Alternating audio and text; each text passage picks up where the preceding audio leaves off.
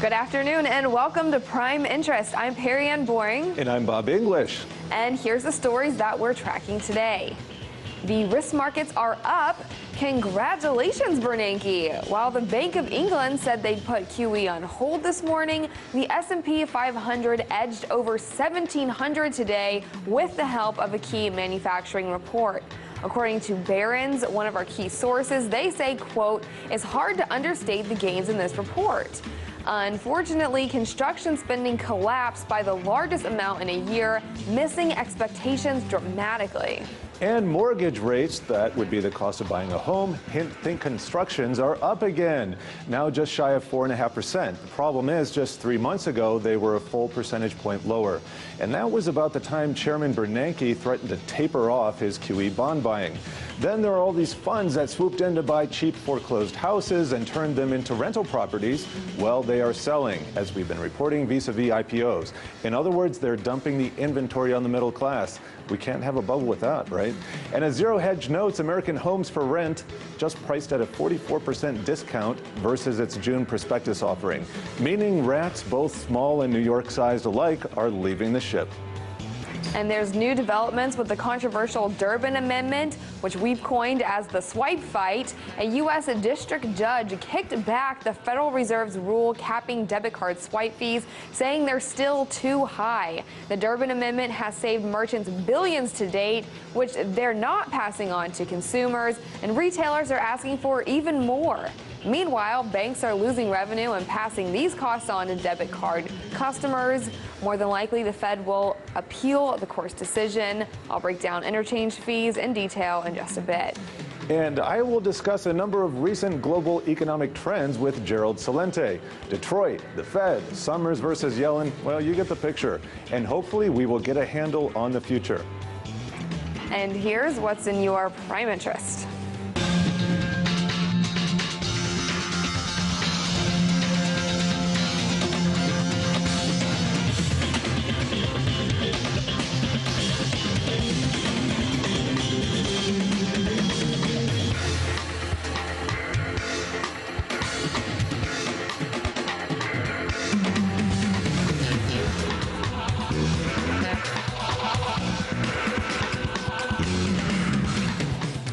Channeling the doc from Back to the Future, it's time to think fourth dimensionally. That means we're going to look into the crystal ball with the help of Gerald Celente, and he is the director of TrendsResearchInstitute. Gerald, thank you for joining me. Well, thank you. It's great to be with you. Well, munis are in the news. We have Detroit, and we have this prediction from Meredith Whitney a few years ago, which didn't come true in its day. Are we seeing the first domino right here with Detroit? Is it all about to fall? Well, it's not all about to fall, and she's correct, I believe, in her assessment of all of these unfunded pensions, et cetera. But to us at the TrendsJournal, the fall of Detroit, the bankruptcy, is a metaphor for the entire United States. So let me explain. It's gone from Motown to no town. This was the country, you know, Henry Ford giving workers a working wage so they could buy automobiles. This then becomes the place where deindustrialization begins. And America starts sending its jobs to cheap labor markets, whether within the states and then overseas. And also, Bob, very importantly, it also became the blueprint for America's future in producing garbage from quality product. You know, I'm old enough to remember when automobiles were really great, and then they became really crummy. And that's when the Japanese and other marketers moved in to the United States. And then when you look at what's going on in Detroit now, in keeping the metaphor for the United States, it's a new form of austerity measures. Here's how it goes. We go bankrupt. We don't have money to pay the pensioners and the people that earn their money. But I'll tell you what we have money for. We're going to pay back those banks 75 cents on the dollar. How's that? So when you look at what's going on in Detroit and see what's going to be going on around the rest of the nation, where we're going to have these same problems, this is what you can look forward to. And one more word. Yes. Didn't President Obama say that Detroit wasn't going to go bankrupt? Well, he might have said that. And I would add that Japanese, they do produce some good cars, but we have a key manufacturing statistic that came out today. It's the ISM manufacturing report, and it was 55.4. It beat consensus. So what are the relevance of these statistics to our economy right now? Well, look at the one that came out of China, and that came out at 50.3, and it's just up from 50.1. And they're still weak. And I believe the ones from China, as many people do in the business, they're being rigged. And it's very important because if the United States doesn't buy and Europe doesn't buy, China doesn't make. And if China doesn't make, then Australia, Brazil, Canada, Bolivia, Chile, all these natural resource exporting countries, they don't sell their product. We're looking at a global slowdown. Everyone knows that when these QE2s stop, QE3s, and when interest rates go up, and they're going to have to go up, listening to your report about construction spending and mortgages, when interest rates go up, the economies go down. And the bubble in China, it was built the same way as this QE bubble has been built. Well, China has certainly had some short-term funding problems. Their money markets have seized up, and it's very similar to what happened in the United States just prior to Lehman. So what is their exit strategy from all this? What is your prediction of this? They don't have one. The same like here. How are they going to get out of the tapering? Once they start dumping $85 billion and buying up, bonds and government-backed securities, what are they going to do for an encore? How are they going to keep interest rates low? And you pointed out that the 30-year rate went up 100 basis points, and actually the quickest rise in 26 years. Right. So when in China, more than just a credit problem, they have a huge debt problem. And they have a huge balloon of a real estate bubble and other bubbles. So, and by the way, you know what China's greatest fear is? What? People. They're people. When you look at what the gross product is for the average person in China, it ranks like around Bangladesh and Iraq. So what you're going to see are hundreds of millions of angry people, and they're not going to be able to control them. This is a huge issue that doesn't make the media. Okay, let's switch over to the U.S. and the Federal Reserve monetary policy. We have Bernanke. It looks like he's going for the exit doors. Is it going to be Summers, or is it going to be Yellen, or some other third party? Well, of course, there are the people in the Democratic Party that want Yellen, and they want to put a woman in, particularly Pelosi and others. And then on the White House side, they want Larry Summers. Let's take a look at Larry Summers. Let's. You cannot mention Larry Summers' name without adding the word brilliant, either before, in the middle, or after. Every time this guy showed up when he was heading the Obama economic team, it was always the brilliant Larry Summers. What has the brilliant Larry Summers ever done that has turned the corner of the economy? Absolutely nothing. One failure on top of another. And one other thing about the brilliant Larry Summers. This is the same guy at the last end of the Clinton administration who pushed through the Glass-Steagall Act that deregulated the banks, that allowed them to become the casinos that gamble, that brought about the panic of '08. That's Larry Summers. And then you look at Yellen and go back to the Fed minutes that were released 5 years later, after, as they always do, they hold them back. Right. And she, along with the rest of them, every one of them called the panic of '08 wrong as it was evolving. So it's more of the same and worse.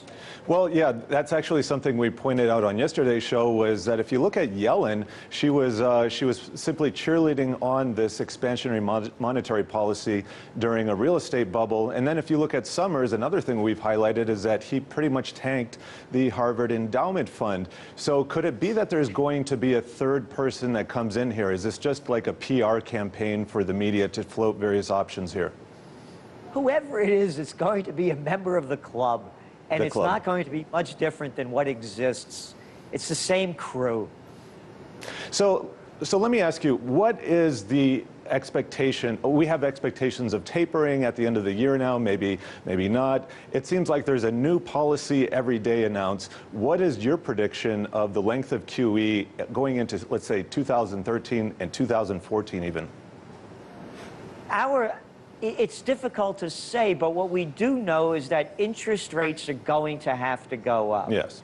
And this global Ponzi scheme of printing digital money, not worth the paper it's not printed on, is going to happen. And when interest rates go up, the economy goes down. Period, paragraph. And it's in every country, it's the same thing. Again, look at retail sales. What's driving retail sales the most? One of the big items are automobiles. Tell you what, Bob, sure. We don't need any references, any references at all. We're going to give you a loan 0%. Doesn't that sound familiar, what they did with the real estate market? They're doing the same thing with the auto market, and that's a huge sector of society. So as the interest rates go up, the economy goes down. When will the interest rates go up on their own and the Fed won't be able to jack them down? Because after all, they say they're going to keep them at or near zero. I don't know. It seems to be a paradox because they say they're going to taper. In other words, they're just going to take their monetary foot off the pedal, but at the same time, they're going to take down interest rates or keep them low into 2014, 2015 maybe. What is eventually going to drive interest rates higher?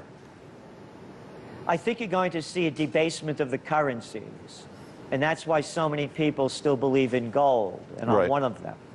And so you're going to be able to debase the currencies only so much, and then they're going to have to do something to strengthen them. When that happens, then you're going to see interest rates go up.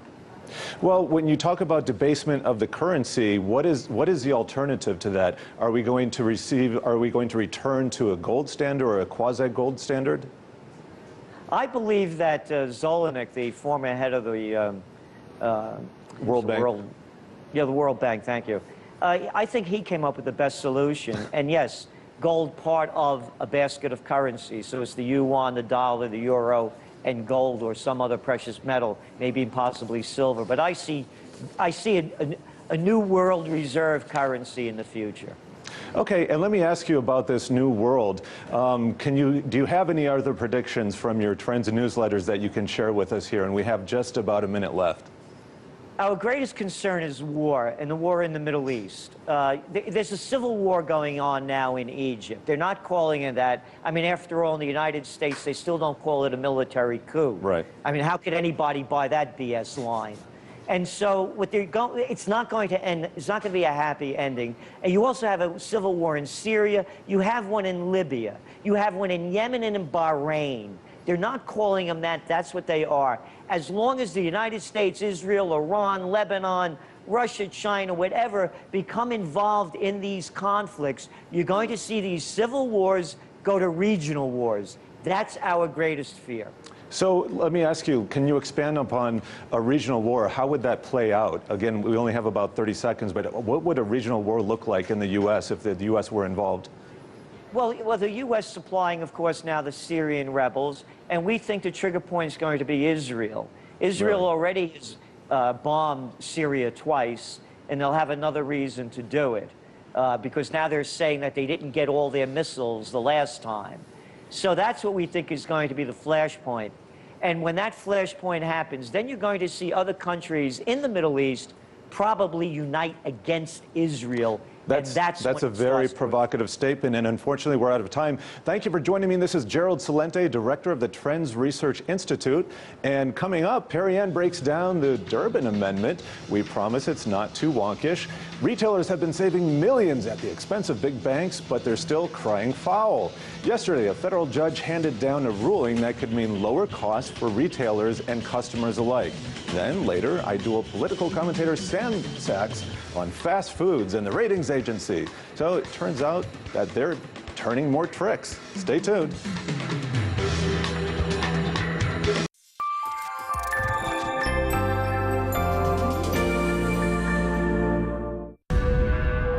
We are not talking the language of war, but I will only react to situations. I have read the reports, but I'm not in a position to... No, I will leave that to the State Department to comment on your latter point. I don't want to say that. Mr. Kerry, you have any comments on the document? No comment? Thank you. No more weasel words. When you evade a direct question, be prepared for a chase. When you throw a punch, be ready for a battle. Freedom of speech means little without the freedom to question. Permission free. Accreditation free. Transport charges free. Arrangement free. Risk free. Stereotype free. Download free broadcast quality video for your media projects at freevideo.rt.com. You know how sometimes you see a story and it seems so whole and complete, you think you understand it, and then you glimpse something else. You hear or see some other part of it and realize everything you thought you knew, you don't know? I'm Tom Hartman. Welcome to The Big Picture.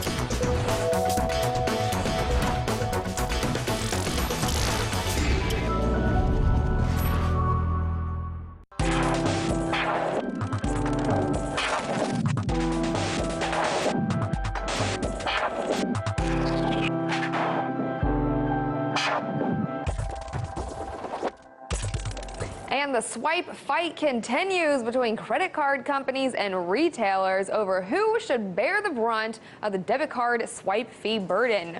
On Wednesday, July 31st, a district judge shot down the Federal Reserve's rule on the Durbin Amendment, which capped swipe fees at 21 to 26 cents. The court said the cap was not draconian enough. The Durbin Amendment was a last-minute provision added to the Dodd-Frank financial reform law that drastically lowered swipe fees and took a bite out of banks' revenues. While we're discussing the case, let's break down interchange fees. They're also known as a swipe fee, and by definition, it is a fee charged to merchants when a customer pays with a credit or debit card. When a customer, for example, swipes their debit card at a retail store, there is a hidden fee assessed by the banks to process the transaction. The banks negotiate between each other, and the fee is charged to the merchant's bank. The swipe fight is contentious because it's a very lucrative industry. Interchange fees represent about $14 billion per year. Before implementation of the Durbin Amendment, swipe fees averaged 44 cents per transaction. The Fed capped those fees at 21 to 26 cents. The court, however, threw that rule out yesterday, and swipe fees will likely have to be lowered even further. The sponsor of the measure, Senator Durbin, said it would be good for consumers. He claimed credit card companies were being unfair and setting the price too high. This is how Senator Durbin explained it. The average interchange fee was in the range of 40 cents per transaction. The actual cost, closer to 10 cents, maybe even less. They were charging 3 to 4 times as much over the cost of actually clearing the transaction to merchants and retailers across America. The Durbin Amendment mandated debit card swipe fees to be reasonable and proportional to the cost incurred, and savings were to be passed on to consumers. Passage of the Durbin Amendment was a win for retailers. They have already seen $825 million in savings, according to the Electronic Payment Coalition. Retailers, however, are not contractually obligated to pass those savings on, and shoppers are actually paying on average 1.5% more. The Billing Gazette reported that retailers, that would be gas stations, are pocketing the money that was intended for consumers. On the other side of the equation are the banks who have lost revenue by having to slash swipe fees. These costs to the banks are being transferred to consumers in the form of reduced services and higher fees. According to Bankrate.com, significantly less banks are offering free checking, and more banks are charging higher fees, citing the Durbin Amendment as the cause. At yesterday's hearing, District Judge Richard Leon told the Federal Reserve that caps on debit swipe fees were still too high. John Berlau from the Competitive Enterprise Institute pointed out that should the Fed adopt Leon's interpretation, it will almost certainly result in more bank and credit union fees for consumers. But it's not all bad news. So while merchants and credit card companies are arguing over who pays what in swipe fees, the electronic payment system is quickly gaining market share over the antiquated banking system. There is a flood of new innovations emerging, including mobile payments, mobile wallets, virtual currencies, crowdfunding, and more that's changing the way we financially interact with one another. So if you're not sold by the Durbin Amendment, don't worry, it's not the end all. And now let's get to today's Daily Duel.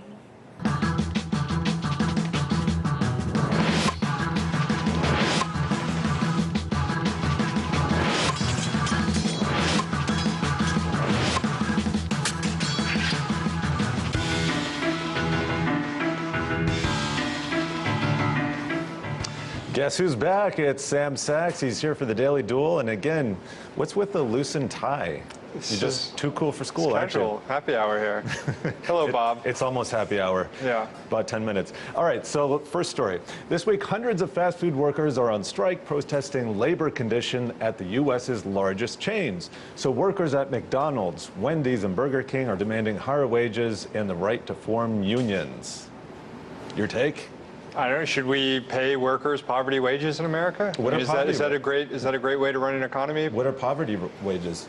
Wages in which you can't get out of poverty if you're making that. Okay, but who's actually working at these companies like McDonald's and Wendy's and what have you? Yeah, I think the average age has jumped from 22 to 29. So we're not talking about young people here. We're talking about people who are raising families that are working at these restaurants. I would say traditionally, minimum wage policy has been an ageist one. Unfortunately, it excludes people from the workforce because when you have businesses that only have they have to pay a certain wage, let's say it's $10 or $20 an hour, they're simply going to hire fewer people. But because of the economic situation that we're in, yes, people are actually working at McDonald's to support a family. That's the larger problem. Right. No, I'll give it to you that the Obama economy that's been created is one of low-wage jobs now, low-wage service sector jobs. That's the reality since we've devastated our manufacturing base and since we've relied on Wall Street to manufacture most of the wealth in the country right now. If you can call it wealth.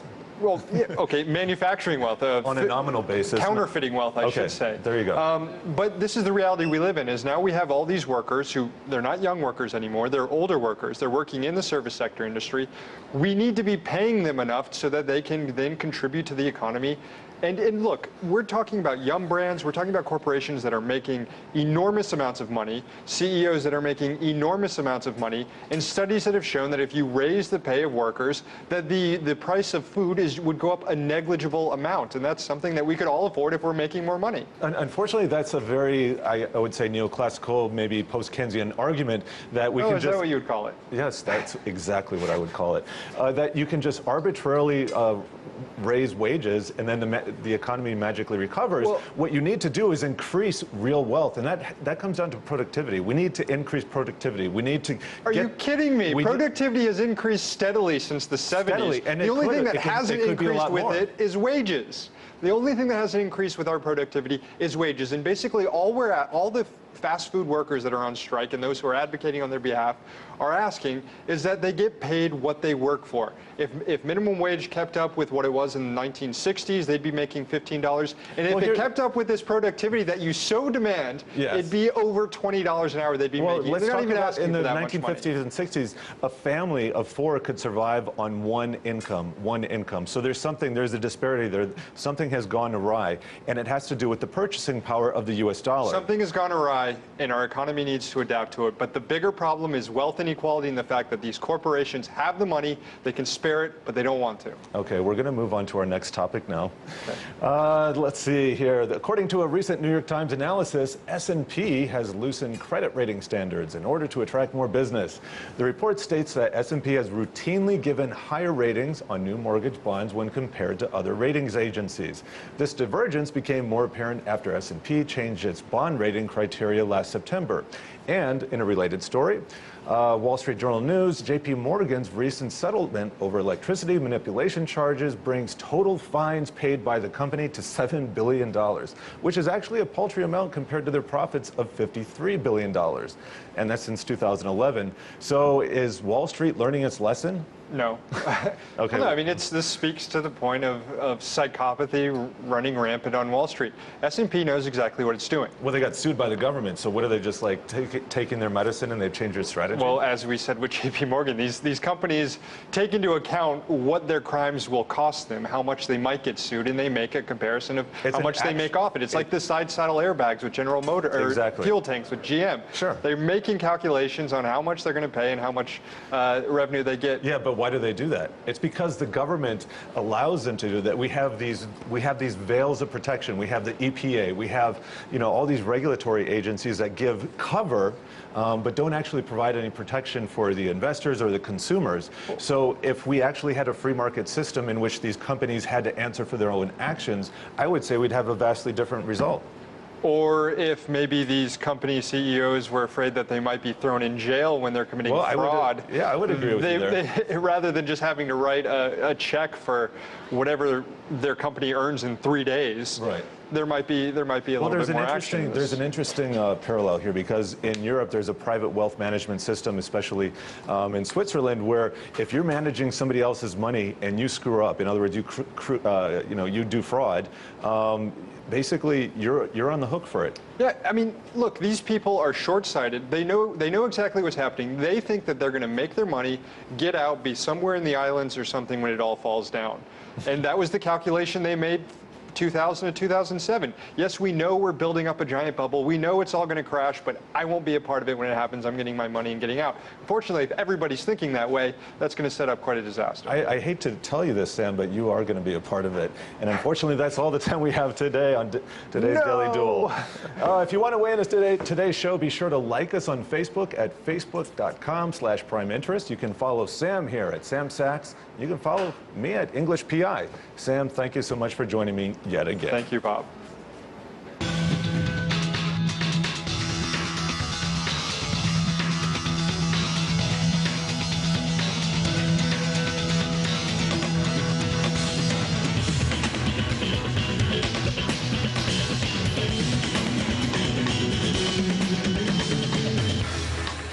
And it was a day of status quo ante here at Prime Interest. The Bank of England said still let them eat bonds, and S&P was up marginally, but not too far from its decade-plus-old trading range.